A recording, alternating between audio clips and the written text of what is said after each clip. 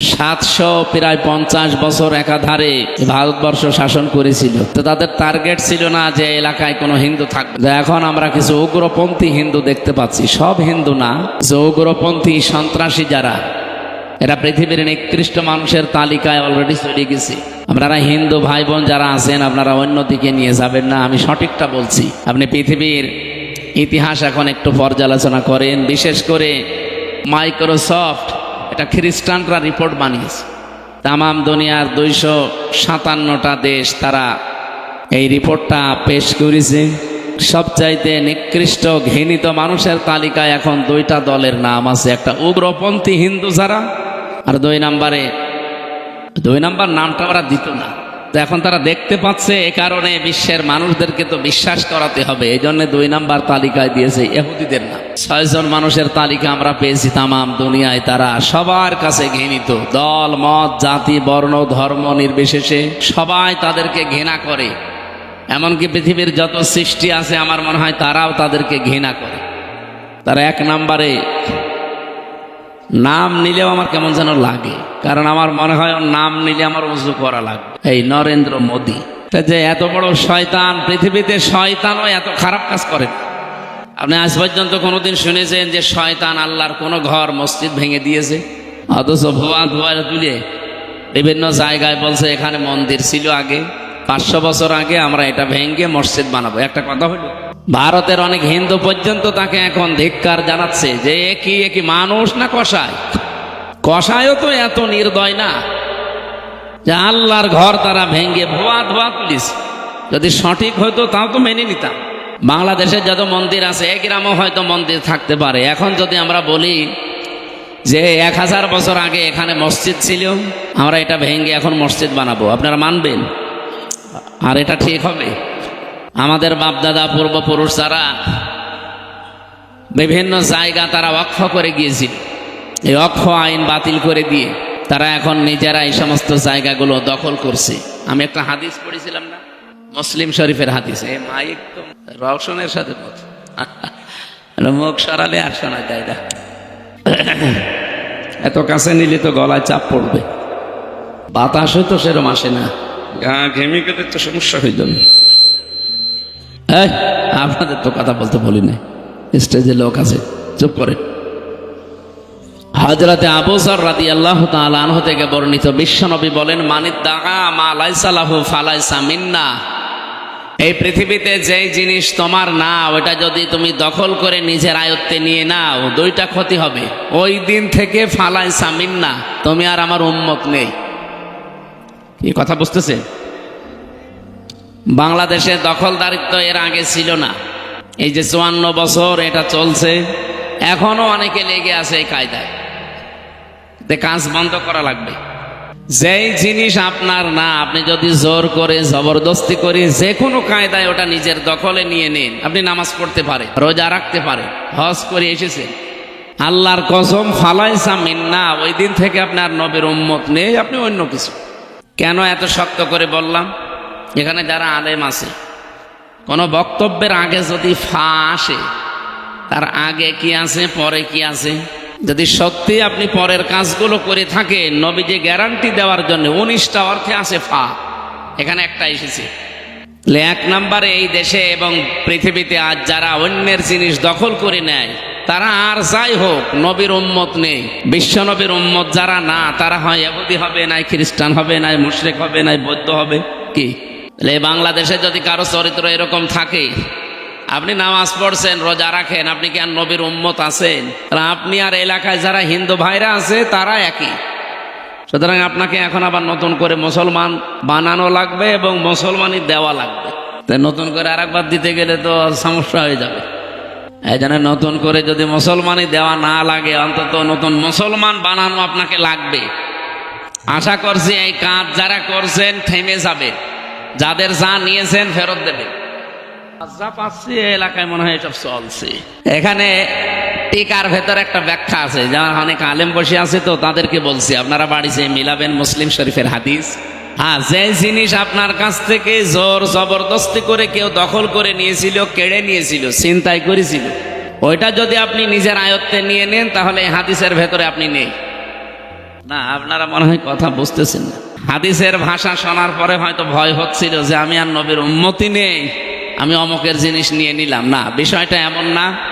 ব্যাখ্যা যারা করে, মুহাদ্দিস যারা, তারা লিখেছেন যে জিনিস আপনার ছিল কিন্তু সেটা অন্য কেউ দখল করে রেখেছিল, ছিনতাই করেছিল, কেড়ে নিয়েছিল, জোর জবরদস্তি করে নিজের আয়ত্তে রেখেছিল।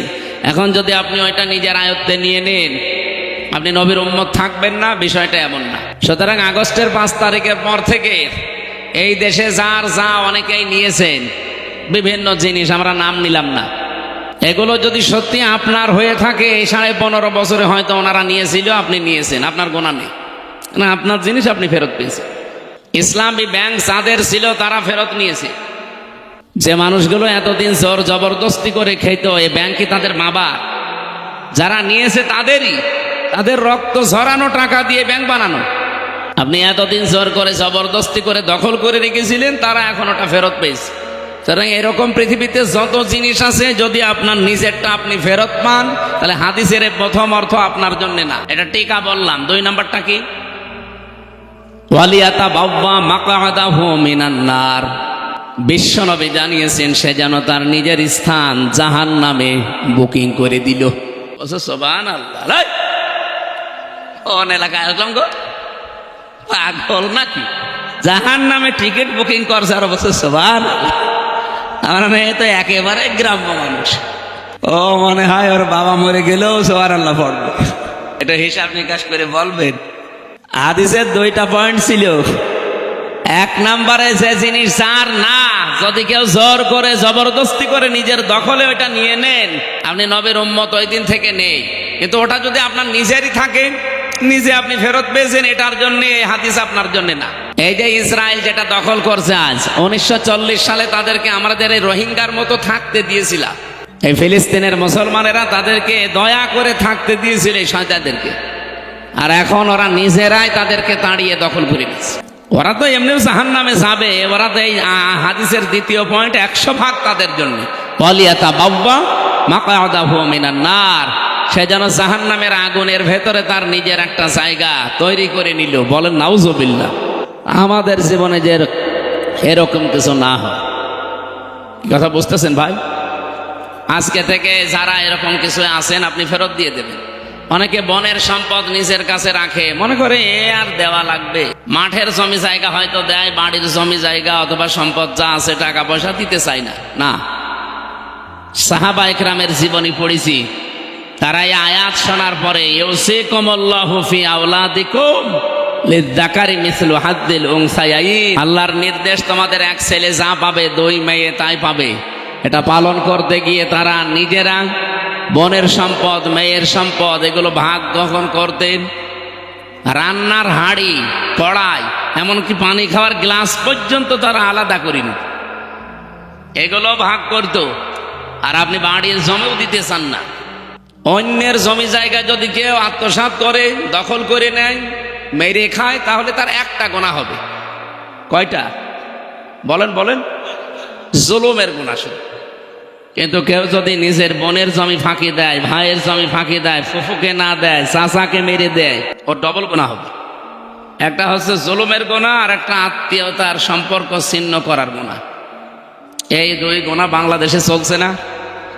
ওটা তো আপনার আয়ত্তে থাকার কথা না। বোনেরটা আপনি নিজের নামে নিয়ে চালিয়ে দিচ্ছেন। মানে অনেকে মনে করে আমার ছেলে মেয়ে, আমার স্ত্রী পুত্র, এদেরকে সুখে রাখার জন্য আমি এগুলো করছি। আরে ভাই, আপনি তো পাগলও না, জাতের মাতাল না, তালেও মাতাল না।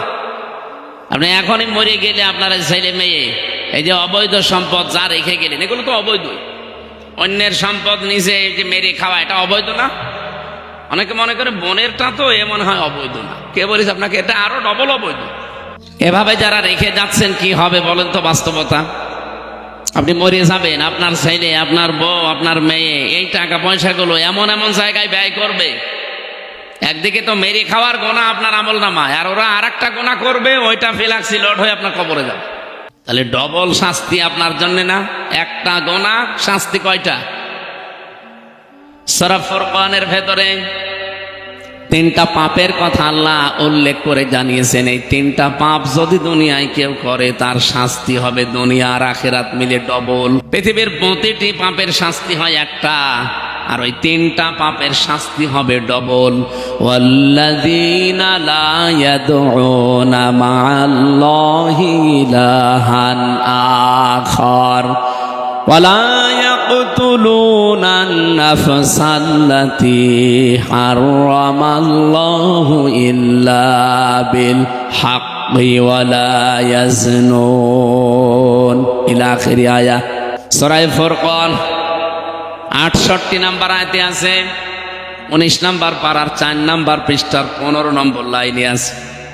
আল্লাহ পাক বলেন, দুনিয়াতে যারা আমি আল্লাহ বাদে অন্য কাউকে ডাকে তাদের শাস্তি ডবল হবে। এখন যদি বলেন অন্যান্য ধর্মের যারা, তাদের কাছে হয়তো এটা পৌঁছায়নি, এজন্য না বুঝে ডাকে না। ইসলামের আওয়াজ যদি কারো কাছে নাও পৌঁছায়, তার বিবেক তো আছে, তার বিবেকের ওপরে তার কিয়ামতে প্রশ্ন করা হবে, তার হিসাব হবে, বিচার হবে বিবেকের ওপরে। একটুখানি চিন্তা করলেই তো হাতে বানানো জিনিসের মর্যাদা আপনি নিজেও বুঝতে পারেন। নিজে বানালাম, নিজে বানিয়ে যদি রাখেন, দেখবেন কুকুরে প্রসাব করলেও নিজেকে বাঁচাতে পারে না। নিজেকে যে নিজেই বাঁচাতে পারে না কুত্তার প্রসাব থেকে, আমি বিপদে পড়লে সে বাঁচাবে। এই জন্য আমি হিন্দু ভাইদের ভেতরে বহু শিক্ষিত যারা মার্জিত, এদেরকে আমি দেখেছি। কিছুদিন আগে এক কলেজের অধ্যাপক, বিসিএস ক্যাডার, ওনারে বললাম, স্যার আপনার এই মুসলমান হওয়ার দরকার নেই, আমাদের ধর্মে জোর জবরদস্তি নেই, বাড়াবাড়ি নেই। হ্যাঁ, আমাদের ধর্মে যদি জবরদস্তি থাকতো আপনাকে আমরা পিটিয়ে মুসলমান বানিয়ে ফেলতাম, কারণ আমরা এদেশে 92 ভাগ আর আপনারা মাত্র 8 ভাগ, তাও 8 ভাগও না, অন্যান্য জাতি আছে না আরো। সেই হিসাবে হিন্দুরা খুব বেশি হলো 4 ভাগ হবে, আর ওই 2 ভাগ হয়তো খ্রিস্টান আছে, ইহুদি আছে, বৌদ্ধ আছে, আরো বিভিন্ন জাতি আছে। সব মিলে আপনাদের অবস্থান এই দেশে যা, পিটিয়ে হলেও মুসলমান বানিয়ে ফেলতাম, কিন্তু আমাদের ধর্মেই তো এটা নেই। কি কথা বলেন এখন?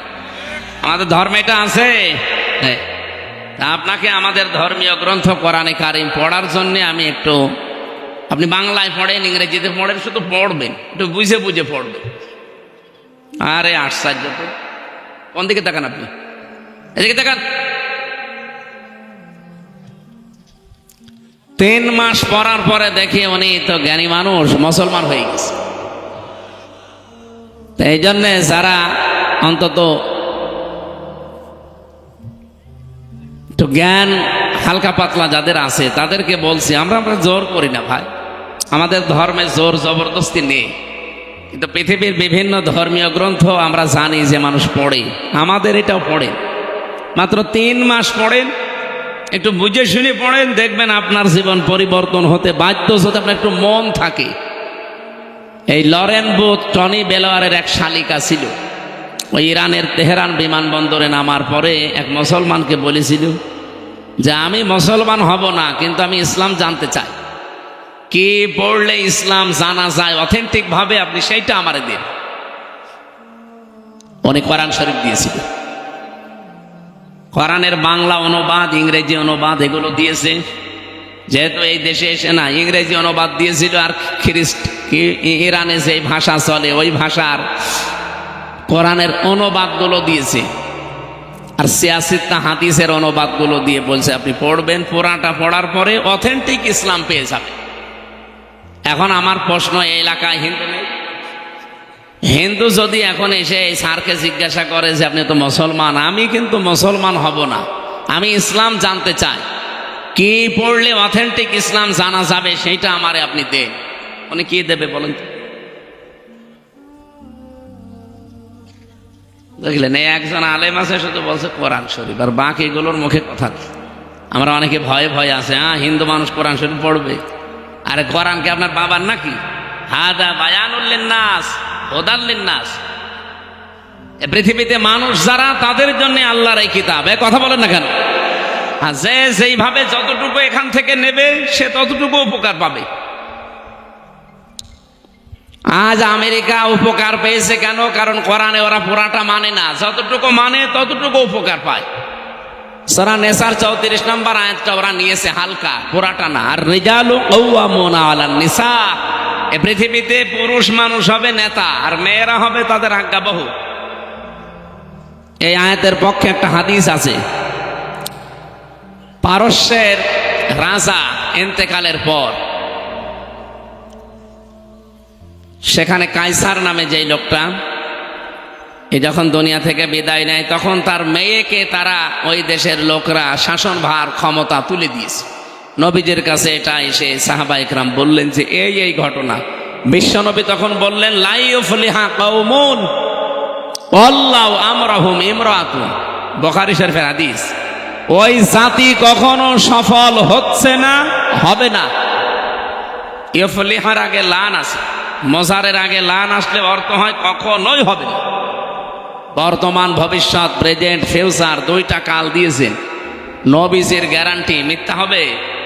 বিশ্বনবী বলেন কখনো ওই জাতি সফল হচ্ছে না, হবে না, যেই জাতি তার নেতৃত্বের ভার কোনো মহিলার উপরে তুলে দিয়েছে। আপনি দেখেন আমেরিকা জাতে মাতাল হলো, তাহলে ঠিক আছে, 236 বছর চলছে। এই 236 বছরে আজ পর্যন্ত কোনো মহিলাকে তারা দায়িত্ব দেয়নি।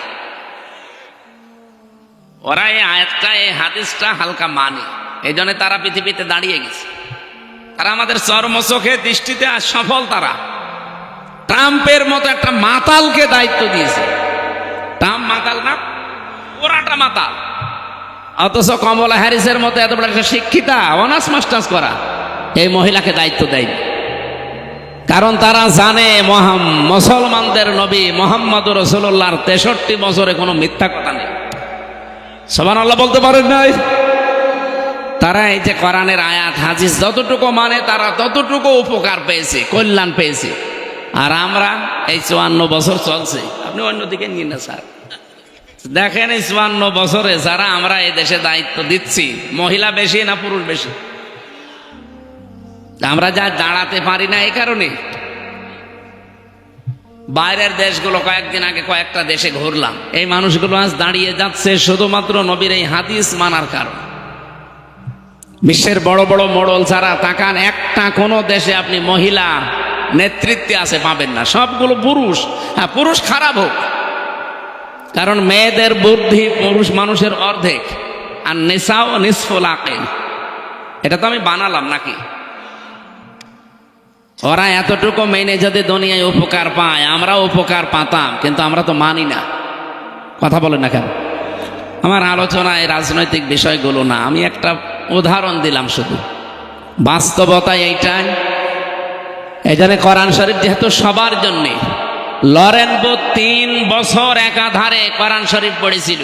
প্রশ্ন এখানে হয়তো স্যার, বাংলা শিক্ষিত মানুষ, বিভিন্ন আলেমরা এরকম প্রশ্ন করে, তাহলে কোরআন শরীফ হিন্দুর হাতে তুলে দেব, ওর অজু আছে?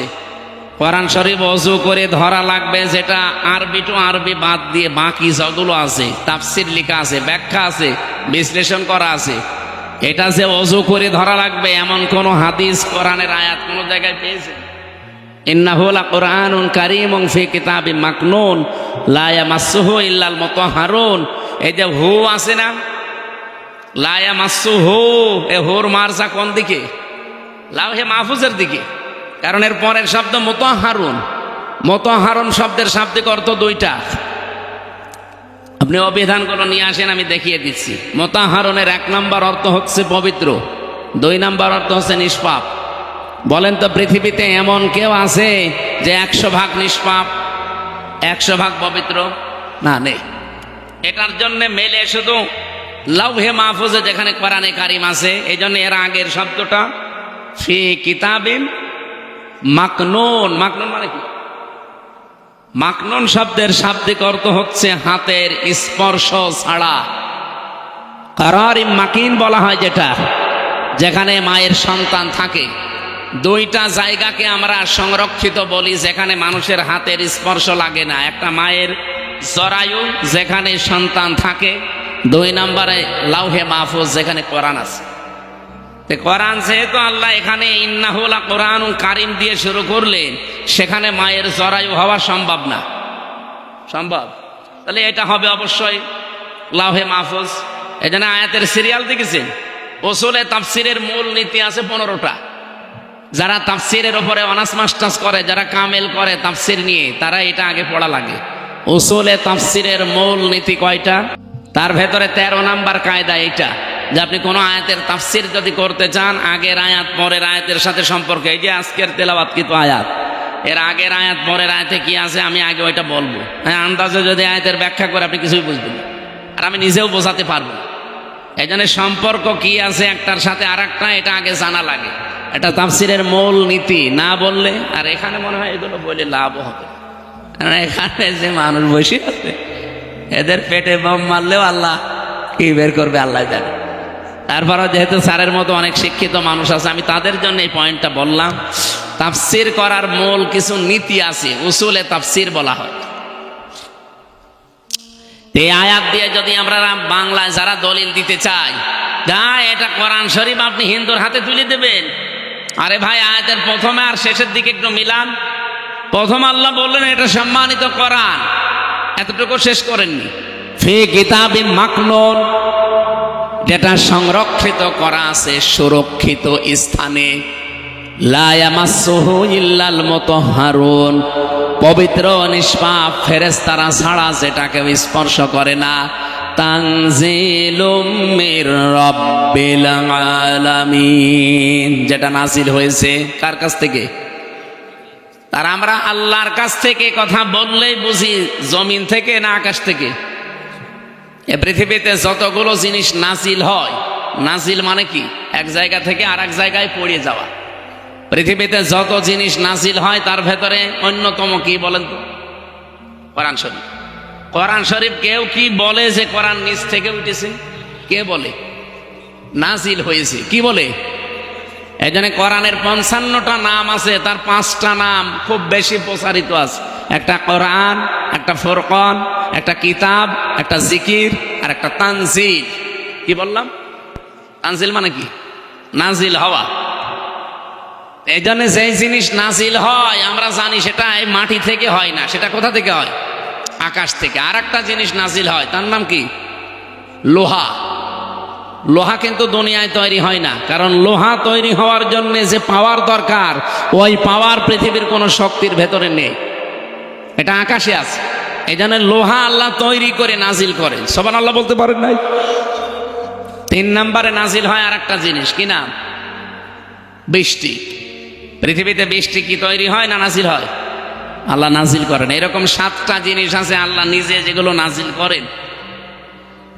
তাহলে এখানে আগের আয়াত পরের আয়াতের সাথে একটু যদি আমরা রিলেটেড সম্পর্কটা দেখি যে না, এই আয়াতগুলো, এই কোরআনের কথাগুলো আল্লাহ দুনিয়ার জন্য না, এটা দিয়েছে লাউহে মাহফুজের ওই কোরআন, যেখানে ফেরেশতারা ছাড়া কেউ স্পর্শ করে না। আর একদিকে ফেরেশতারা নিষ্পাপ, আর একদিকে পবিত্র। এখানে কোনো সন্দেহ আছে? তাহলে কোরআন শরীফ একজন মানুষকে আপনি তুলে দেবেন, আর কোনো প্রশ্ন করবেন না। এর আপনার একটা হাদিস এসেছে, মুসলিম শরীফের হাদিস, হযরতে আলী থেকে বর্ণিত রাদিয়াল্লাহু তাআলা আনহু। এদিকে তাকান। নবীজি টয়লেট থেকে বের হয়ে আসলেন। এই গল্প করেন মানে? আমি কি আর কি মারছি? বাইরে যেতে এখনই গিবত করবেন যে কি বললো বুঝলাম না, এক কথা বারবার রিপিট করছি তো এই কারণে। ওনাকে গোশত খেতে দিয়েছে, সিদ্ধ গোশত। নবীজি গোশত খাওয়ার জন্য পাত্রটা হাতে নিলেন, মুখে দিলেন। সাহাবী বললেন, হে নবী, আপনি ওযু করবেন না? ভালো করে শোনেন, এটা বাংলায় বলছি, আরবিতে আছে, বাংলাটা বলছি। বিশ্বনবী ওই দিন জানিয়েছেন, সাহাবী, আল্লাহ পাক আমাকে শুধুমাত্র নামাজ পড়ার আগে ছাড়া পৃথিবীর কোনো কাজ করার আগে ওযু করতে নির্দেশ দেয়নি। এখন আপনি বলেন, নামাজ পড়ার আগে ওযু করতে নির্দেশ দিয়েছেন কে? কোথায় আছে? কোরআনে কারিমের সূরা মায়েদার 7 নম্বর আয়াতে পাবেন, ইয়া আইয়ুহাল্লাযীনা আমানু ইযা কুমতুম ইলাস সালাতি ফাগসিলু ওয়ুজুহাকুম ওয়া আইদিয়াকুম ইলাল মারাফিক ইলা আখিরি আয়াত। ইমানদারেরা, যখন নিয়ত করো যে নামাজে দাঁড়াবো, তখন কি করো? ওযু করো। বলেন বলেন। এখানে অজুর কয়েকটা ফরজ দেওয়া আছে, 4টা। আমার যেহেতু এইটা উদ্দেশ্য না, আমি বোঝালাম যে পৃথিবীতে শুধুমাত্র অজু করা লাগবে, মাস্ট বি। কিসের আগে? আরো জোরে। আর নামাজের আগে যদি অজুর ব্যবস্থা না থাকে বা এমন কোনো অসুখ আপনার পানি ধরলেই রোগটা বেড়ে যায়, ওই অবস্থায় যদি মাসের পরে মাস, বছরের পরে বছর চলে যায়, তারপরও আপনাকে অজু করার দরকার নেই, তাইমম করেই নামাজ হবে। হবে না? তাইমমের ব্যবস্থাও নেই। এমন একটা জায়গায় আছে যে তাইমম করবেন, তাইমম করার জন্য যে জিনিসগুলো লাগে, পবিত্র মাটি জানিয়ে, এগুলো একটাও নেই। এমন এমন জায়গায় আপনি আছেন যেখানে এগুলোর একটাও পাওয়া যাচ্ছে না। কি করবেন? মাটিও নেই, পানিও নেই, নামাজ তো ফরজ পড়তেই হবে। এত গুরুত্বপূর্ণ বিধান এটা আমি 1 সেকেন্ডে বলি।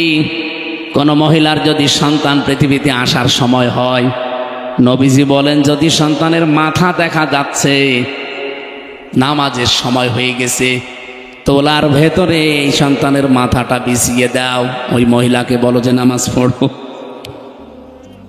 আপনি টের পাচ্ছেন কি বললাম? ডেলিভারির সময় যে কষ্টটা, বিজ্ঞান এখন দেখাতে পাচ্ছে কম্পিউটার দিয়ে কষ্ট মাপার একটা স্কেল আছে। পৃথিবীর প্রতিটি জিনিস যেমন মাপ দেওয়ার জন্য আলাদা আলাদা যন্ত্র আছে। এখানে ডাক্তার না, ওনারে যদি বলে আমার জ্বর মেপে দেন, থার্মোমিটার দেবে। যদি বলি এই স্টেজ মেপে দেন, থার্মোমিটার দিয়ে মাপবে। এটার জন্য আলাদা যন্ত্র আছে না? ফিতা লাগবে, গজ লাগবে। পৃথিবীর প্রতিটি জিনিস পরিমাপ করার জন্য আলাদা আলাদা যন্ত্র আছে, আর আলাদা আলাদা নাম আছে। এখন যে আপনি কষ্ট মাপবেন কি দিয়ে? দাড়ি পাল্লা দিয়ে। কি দিয়ে? স্কেল দিয়ে। এটার জন্য আলাদা একটা যন্ত্র আছে। কম্পিউটারের ভেতরে আমি দেখেছি কষ্ট পরিমাপ করার যন্ত্র। পৃথিবীর যত শক্তিশালী মানুষ হোক, 45 ইউনিটের বেশি কষ্ট দিলে মানুষটা মরে যাবে, সে যাই হোক, পুরুষের ভেতরে। কিন্তু মেয়েদের আলাদা কিছু সেল আল্লাহ দিয়েছেন। এই যে সেলগুলো, এখন যেহেতু কথাটা মনে এসেছে এই জন্য বলছি, সেল মানুষের শরীরে 2 কোটির উপরে আছে। এই সেলগুলো যদি আপনি সতেজ রাখতে চান, যদি শক্তিশালী করতে চান, পৃথিবীতে একটাই বিধান আল্লাহ দিয়েছেন, তার নাম অটোফেজি। আমরা যেটাকে সিয়াম বলি, রোজা। বিজ্ঞান এটা নিয়ে, এই যে ইউশনারি ওসামি নামে এক বিজ্ঞানী, একে তো নোবেল পর্যন্ত 2017 সালে পেয়েছে। একে তার খেলা করতে নোবেল দেয়নি। এই শরীরের উপরে গবেষণা চালিয়ে দেখে 2 কোটির উপরে কোষ পাওয়া যাচ্ছে আমাদের শরীরে। কয় কোটি? এর বাইরে এই যে 11.5 মাস 12 মাস আমরা যারা রোজা রাখি না, খালি খেয়েই যায়। এই অতিরিক্ত খাবার পরে এই কোষগুলো আরো কিছু বৃদ্ধি হতে থাকে, যেগুলোর কোনো কাজ নেই। আর পৃথিবীর যে কোনো বৃদ্ধি হওয়া জিনিস যারা বাড়ে বেশি, তাদের দ্বারা উপকারের চাইতে ক্ষতি হয় বেশি। বাংলাদেশে যারা বেড়েছিল বেশি, আমরা যারা হাইব্রিড নেতা বলে জানি, এদের দ্বারা ক্ষতি হয়। কিন্তু আসল নেতার দ্বারা কিন্তু অত ক্ষতি হয় না। ক্ষতি হয় সব চাইতে বেশি কাদের দ্বারা? বাড়ে বেশি। ফসলে আপনি সার দিয়েও ফসল হয় না, আর আগাছা সার দেওয়া লাগে। 14 বার করে কেটে তারপরে দেখা যাচ্ছে ও ফসলের উপরে চলে যাচ্ছে। তাই আমাদের যে 2 কোটি কোষ, এটা আমাদের শরীরকে সুস্থ রাখার জন্য, সবল রাখার জন্য। বাকি কোষগুলোর কাজ কি? ওগুলো যখন বৃদ্ধি পায়, তখন আসল কোষ যেগুলো দুর্বল হয়ে যায়। বিজ্ঞান উনি দেখাচ্ছে, ইউশনারি ওসামি, জাপানে বাড়ি লোকটা, উনি দেখাতে কি আজান আছে মানে, ওরে আল্লাহ, আমার তো সময়ের দিকে খেয়াল নেই দেখছি। এই তথ্যটা বলবো না শেষ করে দেব? এটা তো বলা দরকার। আমি 8টা পর্যন্ত সময় নিয়েছিলাম, তা 8টা তো বাঁচতে বেশি সময় নেই। আর একটু থাকবেন না, এখানে নামাজ পড়ে যাবেন ভাইরা। যেহেতু মসজিদ এখনো হয়নি, আপনাদের মসজিদ হচ্ছে, আর এলাকায় অন্য ধর্মের মানুষরা বেশি, আপনারা এখানে নামাজ পড়ে যাবেন। আমি খুব তাড়াতাড়ি করছি ইনশাল্লাহ। এই যে দেখলেন, এই ছেলে,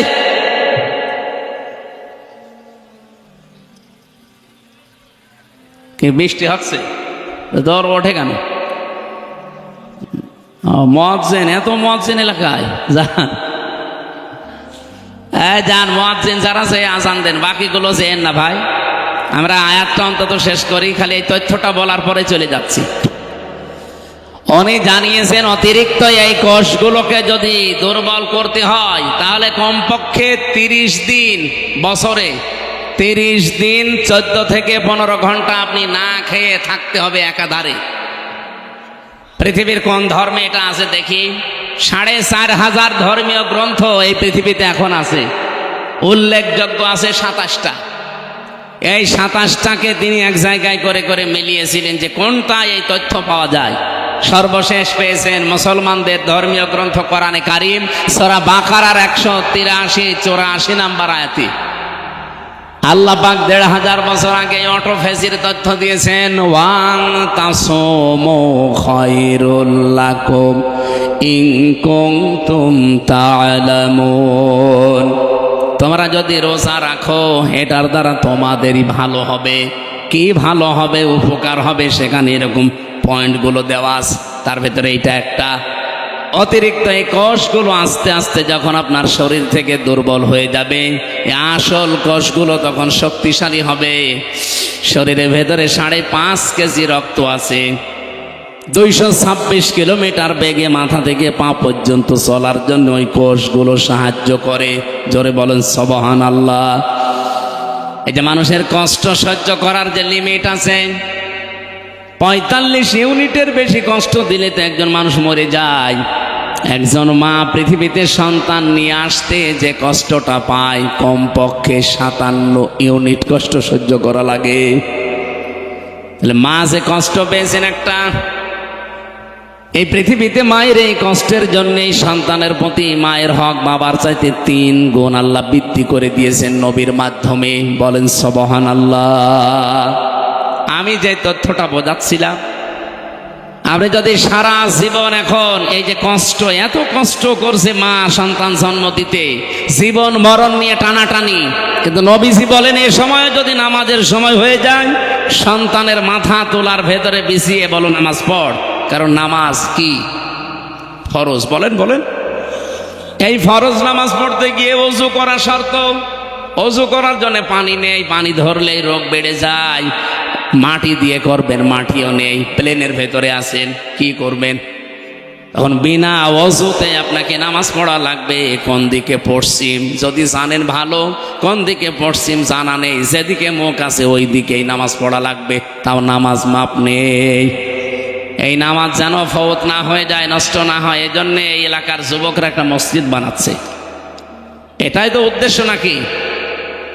সুতরাং এখানে সাধ্যমতো কিছু চেষ্টা করবেন যেন এটা দাঁড়িয়ে যায়। হয়তো আপনি 50 বছর পরে থাকবেন না, কিন্তু কিয়ামত পর্যন্ত এই মসজিদটা এখানে থাকবে। যদি ভারতের মতো এদেশে আগ্রাসন শুরু না হয়, এই উগ্রপন্থী হিন্দু যারা, তারা যদি মসজিদ ভেঙে না দেয়, এই মসজিদ এখানে কায়েমজা হয়ে গেল, কিয়ামত পর্যন্ত এখানে থাকবে। আর মানুষ এখানে সেজদা দিতে থাকবে। যত মানুষ এখানে সেজদা দেবে, কবরে বসে বসে আপনি ফেলাক্সি লোড হয়ে সওয়াব পেতে থাকবেন। বলেন সুবহানাল্লাহ। আমরা ওযুর এই বিষয়টা নিয়ে পর্যন্ত এসেছিলাম। নবীজি বললেন আমাকে ওযু করার আগে, শুধু নামাজ পড়ার আগে ওযু করার নির্দেশ আল্লাহ দিয়েছেন। তাছাড়া পৃথিবীর কোন কাজে, সে কাজ রোজা রাখা হতে পারে, হজ করা হতে পারে, এমনকি কোরআন পড়াও হতে পারে, এগুলোর আজে ওযু করা লাগবে। এর শর্ত আল্লাহ আমাকে দেননি, এই জন্য আমি ওযু না করে গোশত খেলাম। বলেন এখানে এই হাদিস আর এই আয়াত আপনি সম্পর্ক এক জায়গায় করেন, কি দাঁড়াবে? আজ বিশ্বের অন্যান্য দেশে এমনও জায়গায় আমি গিয়েছি যেখানে আল্লাহ যে একজন আছে সে জানেই না। কয়েকদিন আগে আমি থাইল্যান্ডে ছিলাম। এমন এমন এলাকায় আমাকে নিয়ে গিয়েছিল। সৃষ্টিকর্তা একজন আছে, বিশ্বাস করে না। ওরা বিশ্বাস করে সব একা একা হয়েছে। তো এইরকম মানুষের কাছে যদি আল্লাহর পরিচয় অথেন্টিক ভাবে তুলে ধরা লাগে, আপনি যদি আপনার বাবার কাহিনী বলেন, ও জীবনে শুনবে? বলেন। কোরআনে কারিমের এমন এমন বিষয় আল্লাহ এর ভেতরে দিয়েছেন, সেই কথাগুলো তাকে প্রচার করেন, ওদের মনের ভেতরে রেখাপাত করবে। কারণ কোরআনকে আল্লাহ জানিয়েছেন জালিকাল কিতাব লা রাইবা ফি। এই যে কিতাবের গা আলিফ লাম, এটা নির্দিষ্ট করে জানিয়েছেন পৃথিবীতে একটাই কিতাব আছে যেটা মানুষকে হেদায়েত দিতে পারে, এর ভেতরে সম্মোহনী কিছু শক্তি আল্লাহ আলাদা করে রেখেছেন। বলেন সুবহানাল্লাহ। ও সিরাজগঞ্জবাসী, আমি যে কথাটা তুলেছিলাম এখান থেকে সবগুলোর দ্বারা প্রমাণ করা যায় এটা দিয়ে যে ওযু করা কোরআন শরীফের যে বাংলা, ইংরেজি, উর্দু, ফার্সি তাফসির এগুলো ধরার শর্ত না। তাহলে লরেন বুথের কাছে যে কোরআনের তাফসির তুলে দিয়েছে, 3 বছর তিনি পড়ার পরে নির্দ্বিধায় মুসলমান হয়েছে। সাংবাদিকরা জিজ্ঞাসা করছে, আপনি একজন খ্রিস্টান, তামাম পৃথিবীতে সবচাইতে বেশি মানুষ বাস করে খ্রিস্টান ধর্মে, আপনি সেই ধর্ম থেকে পৃথিবীর জঙ্গি ধর্ম ওরা বলে যেটাকে মুসলিম ধর্ম, এই ইসলামে আসলেন কোন কারণে? লরেন বুথ বলেছিল, আমি 3 বছর কোরআন শরীফ পড়েছি, আন্দাজে না বুঝে শুনে পড়েছি। 3টা বছর পড়তে পড়তে আমি 53 জায়গায় লাল দাগ দিয়েছিলাম যে ভুল ধরা পড়েছে। আল্লাহর ইশারা 54 নাম্বার জায়গায় যে আমার নিজের জীবনের ভুল ধরা পড়ে গেছে। আমি যেখানে লাল দাগ দিয়েছি দেখি তার পরের আয়াতে, পরের সূরাতে আল্লাহ ওই আয়াতের জবাব 1500 বছর আগেই দিয়ে দিয়েছে। এই মহিলার কাছে যদি কোরআন ওই দিন তুলে না দিয়ে বঙ্গবন্ধুর আত্মজীবনী দিত, ও তো মুসলমান হইত। আমি জেলে থাকাকালীন 3টা বছর ওরা পড়তেও দেয়নি, 24 ঘন্টা তালা লাগিয়ে রাখতো ফাঁসির ওই কন্ডেম সেলের ভেতরে। আর কারারক্ষী যা অধিকাংশগুলো হিন্দু ভাইরা পড়তো, দেবদুলাল, সুব্রত বালা, এরপরে আশিক কুমার, সঞ্জয় দত্ত, যা নাম বলছে সব তো আল্লাহর ওলি। একদিন এনে বললাম যে ভাই সবসময় তো তালা লাগিয়ে রাখেন, একটা বই দেন তো একটু পড়ি। আল্লাহর ওলি আমার বই নিয়ে এসেছে বঙ্গবন্ধুর আত্মজীবনী, এ বই পড়ে করবো কি? পরের সপ্তাহে বই নিয়ে এসেছে বঙ্গবন্ধুর চীন সফর, আর বই পান না। পরের সপ্তাহে নিয়ে এসেছে বঙ্গবন্ধুর ছেলেবেলা। বললাম ভাই আপনার আর আসার দরকার নেই। একজন মুসলমান কারারক্ষী পেলাম, আশরাফ, ওরে বললাম ভাই আপনি তো অন্তত অন্য কিছু না, একটা মুসলমান, তো একটা তাফসীর এনে দেবেন তো। সব সময় বাইরে যেতে পারি না, তালাবদ্ধ করে রাখেন, আবার সিসি ক্যামেরা দিয়ে আমার সাথে যেন কেউ কথা না বলে। যে ঠিক আছে। পরবর্তীতে এই যে এটি মাজহারুল ইসলাম আছে না, নাম শুনেছেন না? কি জামাত ইসলামের সহকারী সেক্রেটারি জেনারেল, একজন মাজলুম মানুষ। ডক্টর মোহাম্মদ ইউনূস দায়িত্ব নেওয়ার পরে বহু বড় বড় আসামি কিন্তু বের হয়ে গেছে, আমরা দেখতে পাচ্ছি। যে দলের লোকই হোক না কেন, যারাই হোক, আমি চাই হাসিনার আমলে যারা জেলে ছিল এই 15.5 বছর একটাও যেন জেলে না থাকে, সব বের করে দেয়। কারণ এগুলো সব ভুয়া মামলার আসামি। আমি নিজেরটা বলছি, আমি অন্তত তো ভুয়া মামলার আসামি ছিলাম। আমারে ওরা নাম দিয়েছে আনসারুল্লাহ বাংলা টিমের প্রধান, অথচ সাতাশে কি আমি জানি না। ভেতরে একজনকে পেয়েছিলাম, মনে হচ্ছে আল্লাহর দলের প্রধান আব্দুল মতিন। ভাই আপনি আল্লাহর দলের সভাপতি, সেক্রেটারি কে? আমার ছেলে। ও সভাপতি, ও ছেলে সেক্রেটারি। এ দেশে আর কোনো লোক নেই। এই হচ্ছে দেশের জঙ্গির অবস্থা। এগুলোকে পুঁজি করে এই পৃথিবীর নিকৃষ্ট মানুষের তালিকা যাদের বললাম, এরা বিশ্বের মোড়লদেরকে দেখাতো যে দেশে জঙ্গি আছে, অথচ জঙ্গি নামে দেশে কিছু নেই, আন্দাজে সব ভুয়া। আমার জঙ্গি মামলা দিলে শয়তান বিশ্বাস করবে? যারা বের হচ্ছে এই মানুষগুলোকে আমরা চাই। তারেক জিয়া বের হয়ে গেছে, আলহামদুলিল্লাহ। ওনার স্ত্রী জবাইদা রহমান বের হয়ে গেছে, আলহামদুলিল্লাহ। ম্যাডাম খালেদা জিয়া খালাস পেয়েছে, আলহামদুলিল্লাহ। আমরা চাই এটিএম আজহারুল ইসলামকেও খালাস দেওয়া লাগবে। আজকে 19 তারিখ, 20, 21, 2 দিন পরে ওনার রায় আছে 22 তারিখে। এবার যদি পাল্টে পাল্টি করেন না, বাঙালিকে হাইকোর্ট দেখান, দেশের মানুষ কিন্তু আর কন্ট্রোল করতে পারবেন না। আমরা চাচ্ছি এই মাজলুম মানুষটাকে 22 তারিখে মুক্ত জীবনে ফিরিয়ে দেওয়া হোক। কারা চান দেখি? লিল্লাহে তাকবীর। এই দেখেন তো, হাত তোলেনি কে? না তুললে মনে করবেন ওইটা ওই দলে। হ্যাঁ ঠিক আছে। আরে ভাই আমি দল বেদল না, আমি একটা মাজলুম মানুষের পক্ষে বললাম। ইব্রাহিম নবীর পক্ষে একটা ব্যাঙ প্রসাব করে যদি তার প্রসাব পাক হয়ে যায়, আমরা এই মাজলুম মানুষটার পক্ষে, জালেমের বিপক্ষে কথা বললে আমাদের জীবনে আল্লাহ পাক বানিয়ে দেবে। ওনারে বললাম যে আপনি এটিএম আজহারুল ইসলামের বলবেন যে আমির হামজা বই চেয়েছে, তাফসির চেয়েছে, দেখবেন দেবে। হ্যাঁ, উনি 2টা তাফসির পাঠিয়েছিল, ফি জিলালিল কোরআন, তাফহিমুল কোরআন। এই পৃথিবীতে 2টা তাফসিরকে আমি সবচাইতে বেশি পছন্দ করি, ভালোবাসি। আল্লাহ এই 2টাই মিলিয়ে দিয়েছিল। সুবহানাল্লাহ। সম্মানিত ভাইরা, আমি যে কথা তুলেছিলাম, তাফসির ওই মহিলাকে না দিলেও মুসলমান হতো না, অন্য কিছু দিলে জীবনেও মুসলমান হতো না। কোরআনের ভেতরে আল্লাহ যে সম্মোহনী শক্তিটা দিয়েছেন, এটা পৃথিবীর কোনো কিতাবে দেয়নি। আছে? না, নেই। কারণ অন্যান্য কিতাবের কাছে গেলে আপনি আরো গোমরা হবেন। আপনি এখন ইনজিলের কাছে যান, আসলে ইনজিল নেই, এই জন্য ইনজিল পড়লে আপনি আরো খারাপ হবেন। তাওরাতের কাছে যান, তাওরাত আসলটা নেই, ওটার কাছে গেলে আপনি আরো খারাপ হবেন। শুধুমাত্র এইটার যেহেতু কোনো পরিবর্তন হয়নি, আর কিয়ামত পর্যন্ত হওয়ার সম্ভাবনা, সুতরাং এইটার কাছে সবাইকে আসার আহ্বান জানাচ্ছি। আজকে বাংলার জামাত ইসলামী কুষ্টিয়া জেলা শাখার ওলামা বিভাগের উদ্যোগে প্রায় 650 আলেম এক জায়গায় হয়েছিল। ডক্টর খলিলুর রহমান মাদানী হাফিজাহুল্লাহ উনি এসেছিলেন। সবাইকে আহ্বান জানিয়েছে যে বাংলাদেশে যারা আমরা কথা বলি, অন্তত 8-10 মিনিট যেন কোরআন শিক্ষার গুরুত্ব কি, কোরআনের আশার গুরুত্ব কি, এটা আমরা জানাই। আমি সেটার জন্য টাচ দিলাম।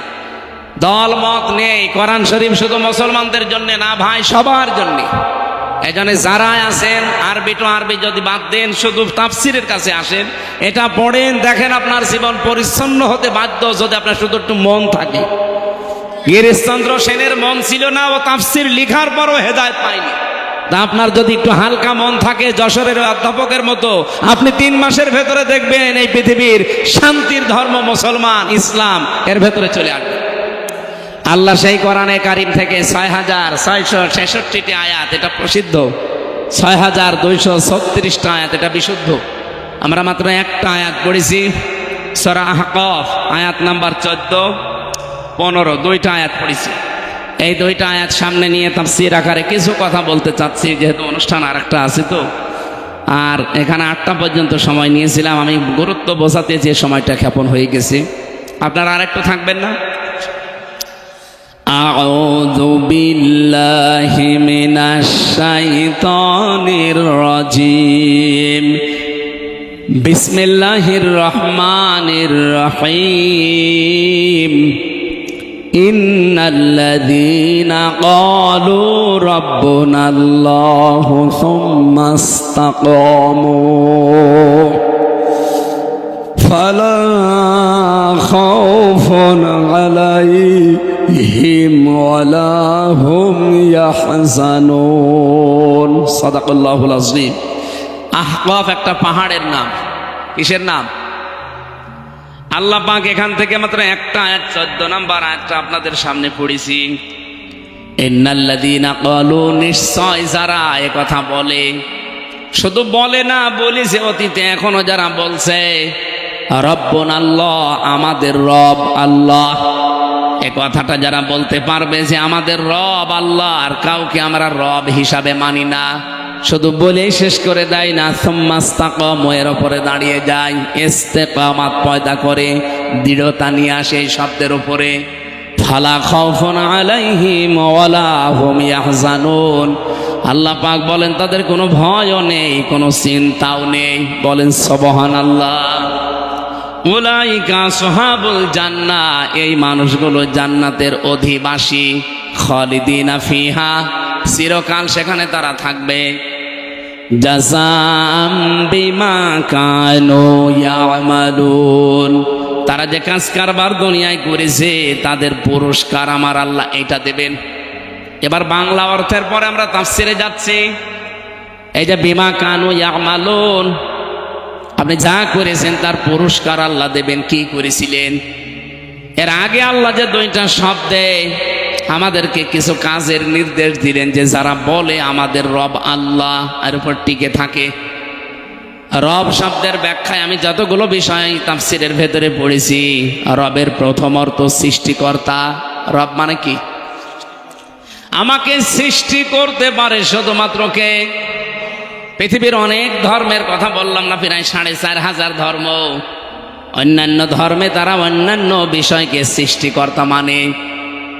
এই যে হিন্দু ধর্মের যারা 12 মাসে 13 পূজা করে, 33 কোটি ওদের দেবতা, ওরা অন্যান্য এমন এমন নাম দিয়ে তাদেরকে ওরা সৃষ্টিকর্তা মনে করে, বিভিন্ন জিনিস মনে করে এগুলো এই এই বানিয়েছে, এগুলো এই বানিয়েছে।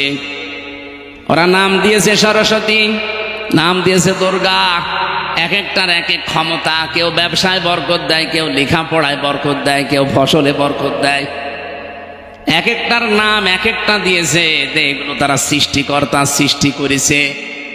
আমরা জানা রব বলে আল্লাহকে বিশ্বাস করি। এই পৃথিবীতে 210 কোটি এখন আমরা মুসলিম, আমাদের সবার বিশ্বাস আমাদের সৃষ্টিকর্তাকে। আমি নাম নিতে যাইতে ঘৃণা করে এই জন্য নামটা নিচ্ছি না। পালিয়ে গেছে যিনি, উনি কিন্তু বলেছিল ফসলে বরকত দিয়েছে, মা দুর্গা গজে চড়ে এসেছে। এ কথা বললে আপনার রবকে রব মানা হয়? হয় না, কারণ সৃষ্টি তো দুর্গা করতে পারে না। আপনি ফসলের মাঝে দুর্গাকে বসিয়ে রেখেন, ফসল সহ দুর্গা চুরি হয়ে যাবে। আমাকে বেশি বলছে, আপনি রেখে দেখেন। এমনিতে রব মানে সৃষ্টিকর্তা নয়, এটা প্রথম 5টার ভেতরে প্রথম এটা। আল্লাহ পাক বলেন ইকরা বিসমি রাব্বিকাল্লাযী খালাক, পড়ো তোমার ওই রবের নামে যিনি তোমাকে বানিয়েছেন। তাহলে সৃষ্টি করার একচ্ছত্র মালিকানা দুর্গার, হবলের, সরস্বতীর, কার? এটা আমরা বিশ্বাস করি। তো পৃথিবীর কিচ্ছু কেউ সৃষ্টি করতে পারে না, শুধু ওটা রিফাইন করতে পারে, একটার সাথে মিলিয়ে আর একটা বানাতে পারে। কিন্তু আসল চিনি বানিয়েছেন সর্বপ্রথম তিনি কে? এই যে মডেল ছাড়া চিনি বানান, এই জন্য তাকে সৃষ্টিকর্তা বলা হয়।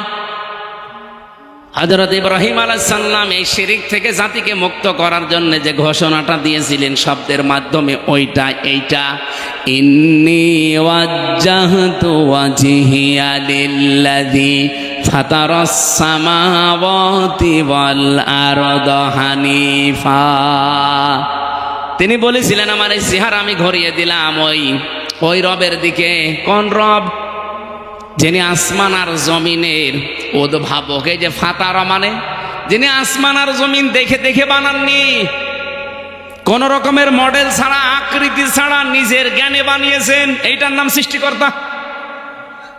আমি একটা জিনিস দেখে আর একটা জিনিস এটা বানালাম, এটার নাম কিন্তু ফাতারা না, এটার নাম খলাক না, তার আলাদা আরবি আছে। কিন্তু কেউ যদি কোনো আকৃতি ছাড়া, কোনো মডেল ছাড়া একটা জিনিসকে তৈরি করে, যেমন আমার আল্লাহ পৃথিবীর সব কিছুকে আলাদা আলাদা বানিয়েছেন, একটা দেখে আর একটা, বলেন বলেন, আমাদেরকেও আল্লাহ ঠিক ওইভাবে একটার সাথে আর একটা জীবনেও মিলবে না। আপনি মনে করছেন না হামজার এই যে অধ্যাপক সাহেবের চেহারা মনে হচ্ছে একই? কে বলেছে? কিয়ামত পর্যন্ত এই পৃথিবীতে হামজার সাথে আর কোনো মানুষের চেহারা মিলছে না। যে কোনো লাইনে একটা খোদ আল্লাহ ধরিয়ে দেবে। বিশেষ করে 5টা জিনিস তো মিলবেই না। আমার এই হাতের আঙ্গুলের ছাপ, এখানে 153টা রেখা আছে। আজ পর্যন্ত কারো এই রেখাগুলো একটার সাথে আর একটা মেলে না। কিয়ামতের আগে কারোর সাথে কারো মিলবে না। যদি মেলে তাহলে জমি জায়গা সব জাল হয়ে যাবে। 2 নম্বরে কণ্ঠের স্বর। এই যে আমার কণ্ঠের যে স্বর বের হচ্ছে, এক একটা কথা তৈরি হতে কমপক্ষে 27টা স্তর পার করছে আমার এই কণ্ঠ।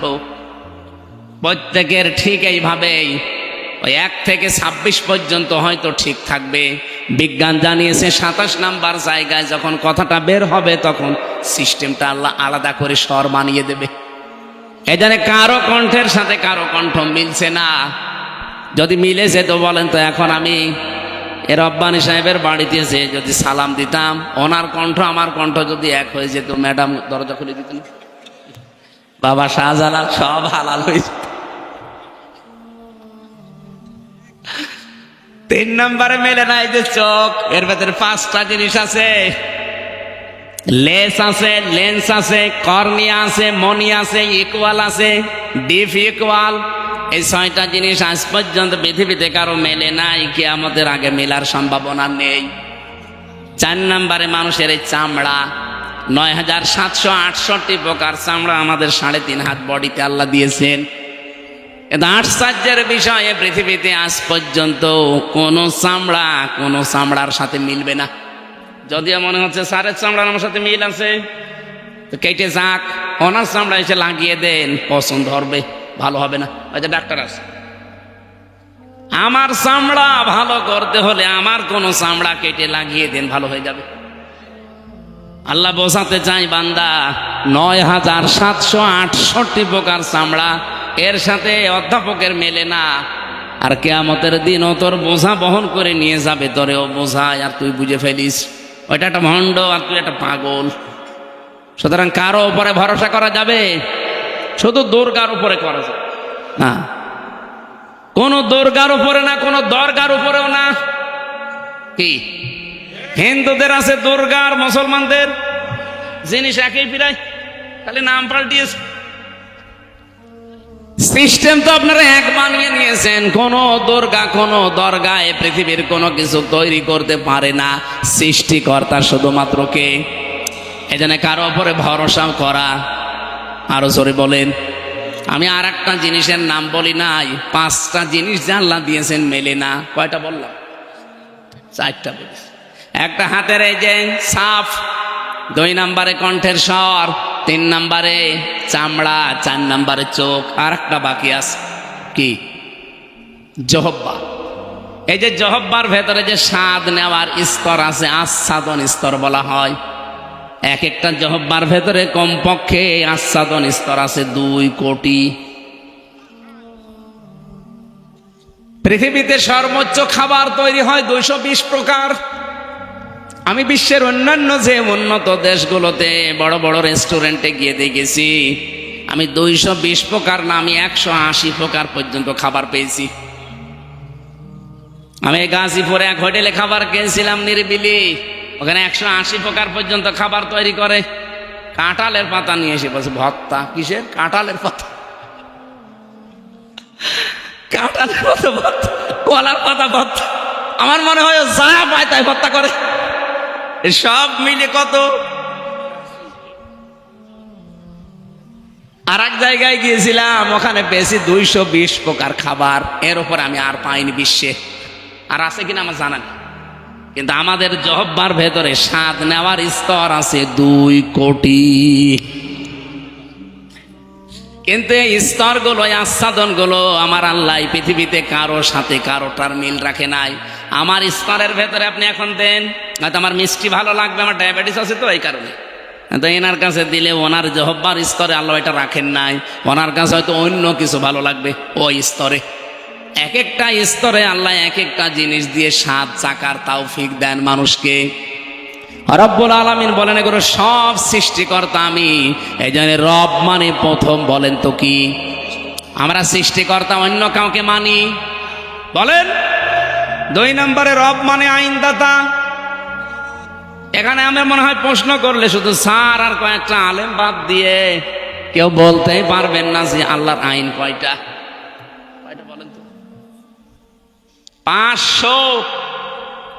অথচ এখানে 92% মুসলমান এই দেশে আমরা বাস করি, আল্লাহর একটা আইনও এখানে চলে না। হ্যাঁ, কিছু আংশিক আছে, মনে করি ওইটা ইসলাম। এই যে নামাজ, এই যে রোজা আছে, এই যে পর্দা করে, কিছু মানুষ মনে করে ইসলাম হয়ে গেছে। অথচ আল্লাহর আইনের ভেতরে 500, তার ভেতরে অন্যতম একটা ইসলামী অর্থনীতি। এটা যে একটা ইবাদত, একটা আইন, আমরা অনেকে জানিও না, মানিও না। ইসলামী অর্থনীতি একটা ইবাদত না? বলেন বলেন, এটা কত বড় মারাত্মক অপরাধ আপনি জানেন? এই অর্থনীতি যদি আপনি না মেনে চলেন, কেউ যদি ইসলামী অর্থনীতি বাদ দিয়ে এই যে সুদ ভিত্তিক অর্থনীতি যেটা বাংলাদেশে চলছে, কেউ যদি ওইটা মেনে চলে আর ওইটা কায়েম করার চেষ্টা করে, সে যেন মায়ের সাথে জেনা করে। আজ বাংলাদেশে শুধু ইসলামী ব্যাংক ইসলামী নিয়মে চলবে কেন? যত ব্যাংক আছে এই দেশে, সোনালী, রূপালী, চৈতালি ব্যাংক আছে, ওইটাও হবে অগ্রণী। যত রকমের ব্যাংক এই দেশে আছে, প্রত্যেকটা ব্যাংক চলবে ইসলামী শরিয়া অনুযায়ী। ইসলামী শরিয়তের মূলনীতি কয়টা? ওটা তো আইন। কমপক্ষে আমি 28টা পেয়েছি। এই যে মোশারাকা, মোদারাবা, মোরাবাহা, বায়ে সালাম, বায়ে ইস্তেসনা, বায়ে মুআজ্জাল, বায়ে ওয়াহেদা, এরকম 28টা আমি পেয়েছি। যারা আরো বড় অর্থনীতিবিদ তারা তো আরো বেশি পাবে। আমার ছোট মাথায় যদি এত থাকে, তো স্যারের মতো বড় মাথা তো আরো বেশি থাকবে। অর্থনীতি যে ইবাদত আমরা জানিও না, মানিও না। এই জন্য সুদ ভিত্তিক অর্থনীতি জারি থাকার কারণে এই এলাকায় আছে কিনা আমি জানি না, যে টাকা ছেড়ে রাখে, টাকা আসে।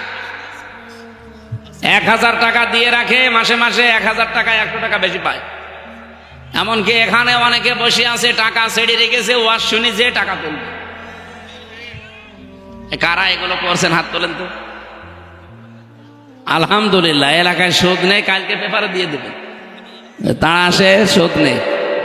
আর যদি 2-1 এরকম 2 নাম্বার থাকেন, এই যে স্যার একটা উদ্যোগ নিচ্ছে সুদ ভিত্তিক অর্থনীতি, এটা যেন নির্মূল করা যায়। কারণ মায়ের সাথে জেনা করে নামাজ হয়, রোজা হয়, পর্দা করে লাভ হয়। আপনি গা শিউরে ওঠার কথা না যে মায়ের সাথে জেনা করে আসলে লোকটা, বলেন নাউজুবিল্লাহ। ইসলামী অর্থনীতি কায়েম করা লাগবে, আর এটা তো ফেরেশতারা কায়েম করবে। আস্তে আস্তে শুরু করেন, ব্যক্তিগতভাবে, পারিবারিকভাবে, সামাজিকভাবে আমরা যদি প্রত্যেকের জায়গা থেকে আরম্ভ করি। কারণ রব মানে কি? আইনদাতা। রব মানে আল্লাহর আইন কয়টা? 500, তার ভেতরে ইসলামী অর্থনীতি একটা। এই জন্য আমাদের আগামীতে বাংলাদেশ যদি সুদ ভিত্তিক অর্থনীতি বন্ধ করতে হয়, যাকাত ভিত্তিক অর্থনীতি এটা কায়েম করা লাগবে। আর এটা কায়েম করবে যারা রাষ্ট্রের দায়িত্বে থাকবে সামনে, তারা। আর আমরা এই জন্যই চাচ্ছি যে এমন এমন মানুষ আমরা এবার সামনে পাঠাবো যারা কোরআন শরীফ বুকে নিয়ে সংসদে যে নামাজের বিল আনবে, যাকাতের বিল আনবে। এটা কি রাজনীতি মনে হয় আপনার কাছে? হ্যাঁ, এটাই আমার রাজনীতি। কারণ এখানে কোরআন শরীফ না গেলে জীবনে এই সুদ বন্ধ হবে না, যাকাত ওখানে কেউ কায়েমও করবে না।